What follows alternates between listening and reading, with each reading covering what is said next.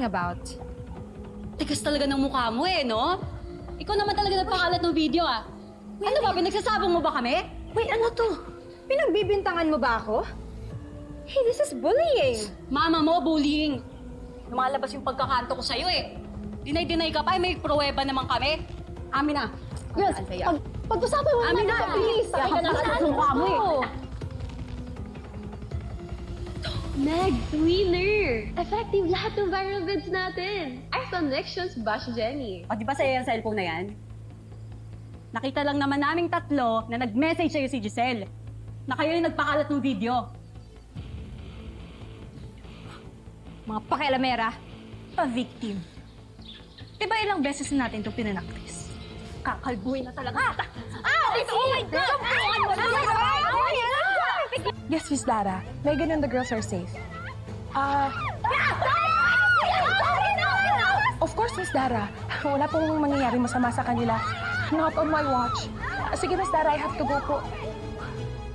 Twinkle, pumapayat ang mga isda ko, ha? Pinapakain mo ba on time? Ay, opo, madam. Sigurado ka? Opo, madam. Ito pa rin bag mo. Thank you. Thank you. Mama? Ah? Aalis kayo? I stayed here for you. Tapos kayong aalis. Nakalimutan ko meron akong dapat asikasuhin sa labas. Is Megan okay? Yeah, she's okay. Sabi fan wars. Pero may sinabi din si Jing na may personal attack kay Jenny. Good that it's nothing serious. Mama, are you sure aalis kayo?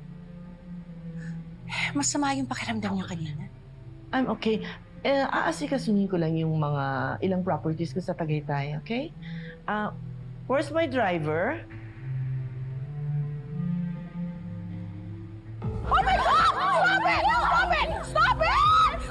Stop it! Ano ba? Bitawan niyo yung isa't isa! Ano ba? Ano ba to? Ano ba, Nancy? Stop it! Diyos ko naman! Nakakaloka naman kayo? Eh kung gusto niyo lang pala magpatayan, edi sana nagpalublob na lang kayo dyan sa pool. Ha? Gusto mo ilublob kita sa pool? Ano naman ba nangyayari? Lublog mo yan. Sino nagsimula? Ano nangyayari? Sagot! Ano? Nakita po kasi namin na si Megan yung nagkalat ng video. The reason why may tampuhan silang tatlo, including Baste. Is this true, Megan? Phone ni Megan yan, Ate Jing eh. This is too much. It's either ako o kayo ang mawawalan ng trabaho. You leave me no choice. Iaakit ko to sa management. What? No! Ate Jing!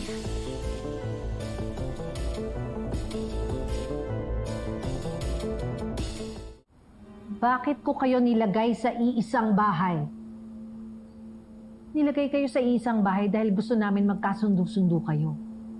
I want you to feel like your family. But you use that opportunity to hurt each other. Akala ko ba okay na kayo? Ano ba to? Pa-throwback sa dating Yumi dynamics nyo. Sorry po, Miss Monica. Naunahan lang po ng mga emosyon. Alam nyo, some group work kahit hindi sila magkakaibigan. I don't expect and need you to be friends. But respect each other. Megan, please think of your actions. Kasi kung talagang na-cancel si Jenny nang dahil sa ginawa mo, damay ka rin. Kasalanan ng isa, kasalanan ng lahat.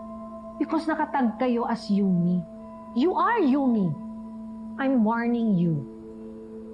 Ayusin nyo yan. Dahil pag hindi kayo nagkasundog-sundo, ako mismo ang magka-cancel sa Yumi. Am I making myself clear? Opo.